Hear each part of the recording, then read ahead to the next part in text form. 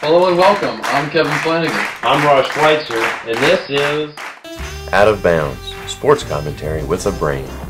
Today on Out of Bounds, we will be discussing first the rest of the National League Central. Secondly, it'll be the Reds' current pitching situation. Third, Fred Lewis in the Reds' outfield scene. As of the show, the Reds are in second place in the National League Central with a record of 14-14. They're trailing the Cardinals by 2 games, leading the Brewers in third by half a game, with Pittsburgh, Chicago, and Houston rounding out the division in that order. And so the Redlegs got to number 2. Last week they had 2 out of 3 wins against the Brewers, followed by a series in which they picked up only 1 victory against the Florida Marlins. Reds were scheduled to start a 3-game series on May 2nd, but the rain has forced the teams to reschedule the game for Thursday, May 5th. Friday, May 6th, the Reds will travel to Wrigley Field and face the Cubs in a 3-game set. Scott Rowland is scheduled to come off the DL on May 6th, but his return may be later as he has not even begun to swing yet. Juan Francisco is getting better, but as Dusty Baker put it, not playing shape better. He may need a rehab assignment to get fully healthy. Johnny Cueto and Homer Bailey both did fairly well in their rehab assignments, with Bailey possibly starting in Thursday's makeup game at 12:35. There seems to be no timetable for Cueto to return, as the Reds don't want to rush him too soon. Leading off, with all the criticism and concern by the fans concerning the Reds' recent mediocre form, especially after such a fast start, how good is the rest of the division, and how many teams out of this division can realistically expect to win it? I mean, how concerned should people really be, Kevin? Honestly, the division's going to be the Reds, the Cardinals, and the Brewers. The Brewers have a lot of issues with their pitching, especially their bullpen. I mean, their starting pitching has been pretty well, but, I mean, they're going to score a lot of runs. The only question offensively is, should Carlos Gomez start or should Nyjer Morgan start? I mean, Nyjer Morgan's batted over 450 in 13 games, and Gomez has only batted 233 in 27 games. So, you know, same statistics all around pretty much. Not as many RBIs with Morgan, but, you know, that's a big difference in average. I mean, I don't know if he bat that good, obviously, in as many games as Gomez, but his career stats aren't too bad. So, basically, and Zach Greinke's coming back. He had 75 pitches in his start over the weekend in the minor leagues. So the Brewers, honestly, it just all comes down to their bullpen. Otherwise, they should be just at the top with the Reds and the Cardinals.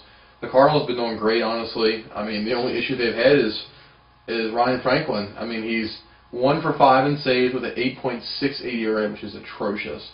Especially for him, he's always been pretty clutch, especially last season. But otherwise, I mean, it's been Franklin and Pujols are the issues. I mean, that's because Jake Westbrook started off so bad, but his past couple of starts, he's looked like Cy Young. So his ERA has dropped a lot. But, I mean, they're first in average and a lot of offensive stats, and then their pitching is one of the best in the major leagues. So how can you honestly go wrong there? So, I mean, those 4 blown saves that he blew would make such a difference between the Reds and the Cardinals right now at this time. So I think moving forward, the Cardinals are going to be the Reds' biggest nemesis. And for the Reds, I mean, it's all pitching. I mean, their offense has scored the most runs in the National League. You know, they've had a couple of iffy games against good pitching, but I think they'll come back and be strong. And I think it just comes down to the bullpen. I think the Red starters will get back to their form, and I think Travis Wood and Mike Leake will honestly be fine, and they've had enough experience now that they can go forward. And as for the Cubs and the Astros and the Pirates, I don't see any way they can contend. I mean, they've all had their ups and downs, and the Pirates, the only reason they've been saved this year is their pitching. Their offense is terrible. The Cubs' pitching is bad, and the Astros are just bad at both. So I don't see them really improving enough to contend with the top 3 teams. Okay, moving on. Kevin, what are your thoughts on the current pitching situation, as you alluded to a minute ago? And how big of an impact can a healthy Cueto and Bailey make on this roster and on this staff?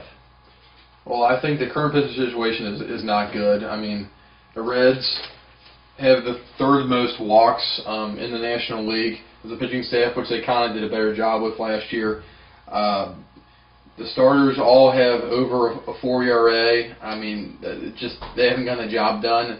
And their fastballs, like I said last show, are still killing them. They cannot get their fastballs to hit the corners at all, or to move or drop or anything.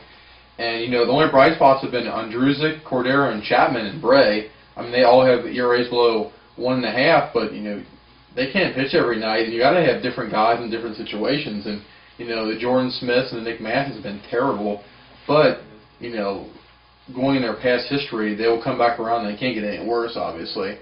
But the thing that worries me is the health of these pitchers, because the Reds always have bad luck with that.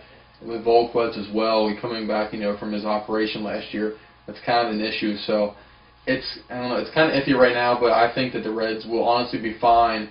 It's going to take Bailey and Cueto a couple starts, but I feel a lot more confident having them in there than, you know, the Sam LeCures and the Mike Leakes, honestly, because, you know, both those pitchers, Cueto and Bailey, have gotten better each season by season. With their walks have dropped each year, their strikeouts have gone up, their home runs have gone down, and their ERAs have dropped. So, I mean, those three things, I mean, how can you not want those from your pitchers, especially your starters being so young? Very good points.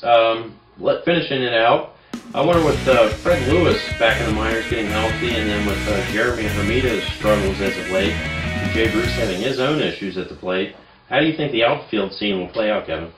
This is a tough situation because, I mean, with Bruce and Gomes, you know, Gomes batting 190 and Bruce batting 238, it's just like you don't know where to go. They're trying to pull the ball, they're trying to hit the ball, you know, 400,000 feet, and it's just not working for the Reds. And, you know, like me and Ross discussed yesterday, it's just they need to focus more in the game like they do in the ninth inning, where they just try to get little blue hits and ball shot in the gap, like almost like Chris Heisey shots.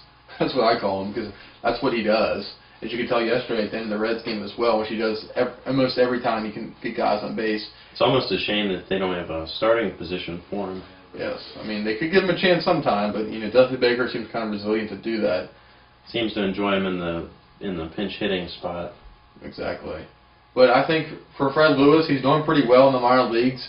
He's been .316, he has 8 walks and 27 at-bats, which is really good for him because his on-base is usually about .350 for a season. But, you know, looking him up, he's pretty much the same as Johnny Gomes all around, except for he's had a better career average in Gomes, and he steals, you know, more bases than Gomes, and his defense is, you know, a little bit better or, you know, about equal most seasons. But I just think they need somebody else that needs singles and doubles and triples. And I know Lewis is not hitting home runs like Gomes does, but I'd rather have a guy that's going to bat 280 to 290 and get, you know, 25 to 30 doubles, and, you know, and just get guys over when you have a man on second with 1 out, or a man on second with nobody out, you know, or bunting a guy from second to third with no outs.